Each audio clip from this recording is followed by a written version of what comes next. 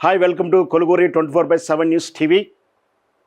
గడిచిన 24 గంటల్లో మనం చూసినటువంటి, చదివినటువంటి, వైరల్ అవుతున్నటువంటి వార్తల్లో ఉన్నటువంటి నిజాలేమిటి, నిగ్గు తెలిసే ప్రోగ్రామే ఈ న్యూస్ అనాలసిస్. వార్తల్లో ప్రజలకు ఉపయోగపడేటువంటి కోణం ఏంటి, వక్రీకరించినటువంటి అబద్ధాలు ఏమిటి, ఎవరి ప్రయోజనం కోసం అట్లాంటి వార్తలు క్రియేట్ చేయబడ్డాయి, అలాగే మెయిన్ స్ట్రీమ్ మీడియా వదిలేసినటువంటి వార్తలు వాటి సోషల్ మీడియాలో వైరల్ అవుతుంటే అవి ప్రజల కోసం ఏ విధంగా ఉపయోగపడతాయి, వాటిలో నిజాలెన్ని, అబద్ధాలెన్ని, ఇవన్నీ విశ్లేషణాత్మకంగా అనాలసిస్ చేస్తూ మీకోసం వచ్చిన ప్రోగ్రామే ఇది న్యూస్ అనాలసిస్ 24/7 న్యూస్ టీవీ. నిన్న జయశంకర్ సారి వర్ధంతి. జీవితకాలం తెలంగాణ అని చెప్పి గొంతెత్తుకొని అరుస్తూ ఆ గొంతెత్తిన చివరికి గొంతు మూగపోయిన పరిస్థితి. తెలంగాణ ఏర్పాటును కళ్ళారా చూడలేకపోయినటువంటి విధానం. పాపం భగవంతుడికి కూడా ఒక్క కళ నెరవేర్చుంటే బాగుండు.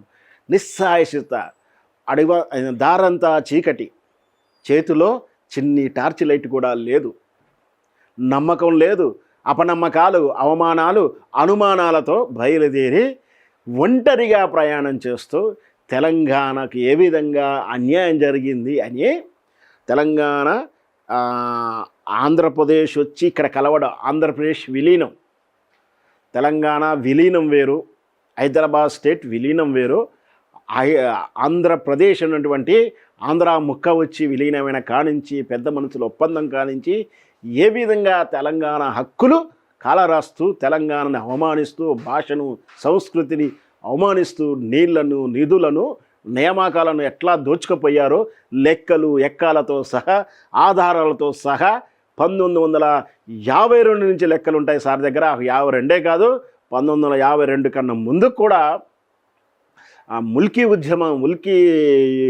ఉద్యమం కానీ ముల్కీ పోరాటం గురించి కూడా లెక్కలు ఉన్నాయి. ఎందుకు ప్రారంభమైంది తెలంగాణ విషయంలో ఏ అర్ధరాత్రి తలుపు కొట్టి చెప్పినా, అడిగినా ప్రతి ప్రశ్నకు సమాధానం సారు తడబడకుండా, తొనక్కుండా, లెక్కలతో బోర్డు మీద గీసైన చెప్పేటువంటి సాహిత్యం కానీ, అనుభవం కానీ, నాలెడ్జ్ కానీ సారు దగ్గర ఉంది.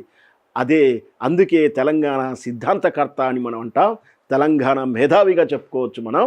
తెలంగాణకు జరిగిన అన్యాయాన్ని ఒక్కొక్కటి ఇప్పుడు కాదు, పంచవర్ష ప్రణాళికల కాలం నుంచి కూడా నాగార్జున సాగర్ డ్యాము కట్టే విధానం కానించి మొదలు పెడితే ప్రతి దిక్కర ఏ విధంగా అన్యాయం జరిగిపోయింది.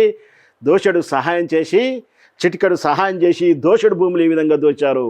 కంటి ఆపరేషన్ల పేరు మీద, క్యాన్సర్ హాస్పిటల్ పేరు మీద, సినిమాల పేరు మీద, రకరకాల పేరు మీద చిటికడు సహాయం చేసి దోషుడు భూములను దోచినటువంటి దుర్మార్గుల లెక్కలన్నీ, స్టూడియోల లెక్కలన్నీ సారు స్పష్టంగా చెప్పాడు. సాహిత్యంలో జరిగిన దోపిడీ, నీళ్ళల్లో జరిగిన దోపిడీ, నియామకులు చెప్పిన దోపిడీ, ఇవన్నీ చేసి ఎవరో ఒకరు రారా ముందుకు అంటే సారు తాను అంటే ఐడియాలజికల్ చేయగలుగుతారు కానీ మూమెంట్ రాకుండా ఎట్లా జరుగుతుందేమో. 1969లో మలిదశ ఉద్యమం, అప్పుడు తొలి దశ ఉద్యమం, అప్పుడు ఏం జరిగింది, పొరపాటు జరిగింది, ఇక పుట్టదా, ఇక రాదా తెలంగాణ అంటుంటే ఆశల్లో చిగురించింది అదే దగాబడుతున్న తెలంగాణ వేదిక. బెల్లి లలిత, మారోజు వీరన్న, గద్దర్ గారు చేసినటువంటి ఆ సమూహంతో కొంచెం చైతన్యం వచ్చింది, సారికి ఆనందం వచ్చింది. రారా, ఎవరో ఒకరు ముందుకు రారంటే ఒక్కడొచ్చాడు. మన సినిమా డైలాగ్ మాదిరే, ఎవరు రారా అంటే క్లైమాక్స్ సీన్ కన్నా ముందే ఒక హీరో దిగినట్టుగా దిగాడు. ఆయనే కేసీఆర్ గారి పట్టుదలకు, చతురతకు, వ్యూహాలకు, సార్ యొక్క ఏదైతే సిద్ధాంతాలు ఉన్నాయో, లిటరేచర్ ఉందో తోడయ్యి తెలంగాణ రాని పరిస్థితి, తప్పని పరిస్థితిలో నెట్టివేయబడి తెలంగాణ సాధించి ప్రజాస్వామ్యబద్ధంగా ఏ విధంగా తీసుకురావాలో తీసుకొచ్చినటువంటి విధానంలో కేసీఆర్ గారికి వెన్నుదండ, సారుకు వెన్నుదండ కేసీఆర్ గారు. ఇద్దరూ కలిసి తెలంగాణని తప్పని పరిస్థితుల్లో ఒకటి తీసుకెళ్ళినటువంటి చతురత ఉన్నటువంటి ఉద్యమకారులు, తెలంగాణ బిడ్డలు.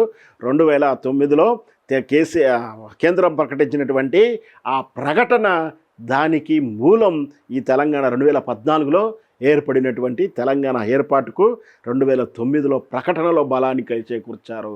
అది తప్ప హైదరాబాద్ మినహాయించకుండా హైదరాబాద్తో సహా మా తెలంగాణ మాకు కావాల్సింది అంటూ విధి విధానాన్ని పదం పదం అక్షరం కామాతో సహా ఏది ఉంటే మళ్ళీ భవిష్యత్తులో ఇబ్బంది రాదో అట్లాంటి ప్రకటన చేయించారు. మళ్ళీ అదేవిధంగా తెలంగాణ ఏర్పడింది. ఆనాటి ప్రకటనే ఒక రకంగా తెలంగాణ సాధించమని చెప్పాల్సి. ఎందుకంటే 2009 తెలంగాణ ప్రకటన రావడం వెంటనే ఈ దుర్మార్గులు, పెట్టుబడిదారులు, రాక్షసులు, దోపిడీదారులు ఒకటైపోయి డ్రామాలాడి 2 ఫేసులు పెట్టి మేము రాజీనామాలు చేస్తామని చెప్పేసి చంద్రబాబు నాయుడు వెనుక వాడినటువంటి దగుల్బాజీ నాటకం వెనక ఎవరున్నారు? చంద్రబాబు నాయుడే ఉన్నాడు. వీళ్ళంతా కలిసి మళ్ళీ రాజీనామాల పర్వం పెడితే ప్రకటన ఆగిపోయింది. ఆ తర్వాత కమిషన్లు అన్ని డ్రామాలు జరిగాయి. అప్పుడు జరిగింది కూడా ఒక అందుకు మేలే. ఎందుకంటే ఆంధ్ర వాళ్ళంతా ఒక మూట చేతగట్టుకుంటే మూటగట్టిపోయి మేమందరం రాజీనామా చేస్తా అంటే ఆటోమేటిక్గా అప్పటిదాకా తటస్థంగా ఉన్నటువంటి కొందరు తెలుగుదేశం నాయకులు, కొందరు కాంగ్రెస్ నాయకులు, ఇంకొంతమంది నాయకులు ఇది బీఆర్ఎస్ తెలంగాణ అంటే బీఆర్ఎస్ టీఆర్ఎస్ ఇష్యూ, మన ఇష్యూ కాదు, మన పార్టీ ముఖ్యం, మన ఆంధ్ర బానిసత్వం ముఖ్యం అని చెప్పుకున్నటువంటి కొంతమంది నాయకులు తప్పని పరిస్థితుల్లో ఆంధ్రోలు చీ అని తిట్టిన తర్వాత వాళ్ళంతా అక్కడికి పోయిగా వీళ్ళు శరానికి సిగ్గుజచ్చి తప్పని పరిస్థితుల్లో అప్పుడు వీళ్ళు కూడా తెలంగాణ ఉద్యమాన్ని జెండా పట్టుకున్నారు. జేఏసీగా ఏర్పడటానికి వాళ్ళంతా సుముఖంగా ఏర్పడి అప్పుడు తెలంగాణ అంతా ఒక ఒడ్డుకు వచ్చింది, ఆంధ్ర అంతా ఒక ఒడ్డుకు పోయింది. అప్పుడు జరిగింది ఆ విభజన. ఖచ్చితంగా తెలంగాణ అంతా ఏకతాటి మీద వచ్చింది. అంటే అలాంటి ప్రకటన రావడం, ఆ ప్రకటనలో ఉన్నటువంటి సారం దృఢత్వం వల్ల, బలం వల్ల వాళ్ళు షేక్ అయిపోయి వాళ్ళంతా రాజీనామా పరబడ్డారు. అదే ఉత్తుత్తి తూతూతు మంత్రమైనటువంటి ప్రకటన అనుకోండి, వాళ్ళు ఏం రాజీనామాలు చేయకపోయేవాళ్ళు. తెలంగాణ ఏర్పాటు చేస్తాం, ఇనిషియేట్ చేసేస్తాం, సరే మంచిదే, మేము దానికి సిద్ధంగా ఉన్నామని చిన్నపాటి ఏదో ప్రకటన చేస్తే ఆ ప్రకటనకు ఏం జరగకపోయేది. కానీ initiate work start will be అని చెప్పి రావడం లాంటి పదాలు ఉన్నాయి కదా, తక్షణమే అమల్లోకి వచ్చేటువంటి ఇనిషియేట్ పనులు ప్రారంభిస్తాము, అసెంబ్లీలో తీర్మానం చేస్తామనేటువంటి విధానం ప్రకటించగానే వాళ్ళ లావులన్నీ కూడా తడిచిపోయి ముద్దయిపోయి ఒక్కసారిగా వాళ్ళంతా మూటగట్టుకుని రాజీనామా అనేటువంటి కొత్త డ్రామాను ముందుకు తీసుకొచ్చారు. అక్కడ తెలుగుదేశం లేదు, కాంగ్రెస్ లేదు, అంతా కూడా ఏకమైపోయారు. వాళ్ళు ఇచ్చినటువంటి బుద్ధికే వీళ్ళు సిగ్గు శరానికి తెలంగాణ నాయకులు కూడా తెలంగాణ జెండా పట్టుకొని తప్పని పరిస్థితి వచ్చింది. అప్పటి నుంచి ఉద్యమ తీవ్రత ఇంకా వెళ్ళిపోయింది. ఎంత తీవ్రతకి వెళ్ళిపోయినా కూడా ఏ రోజు కూడా హింసాద్వారంలోకి వెళ్ళకపోవడం అనేది తెలంగాణ ఉద్యమానికి ఉన్నటువంటి గొప్పతనం.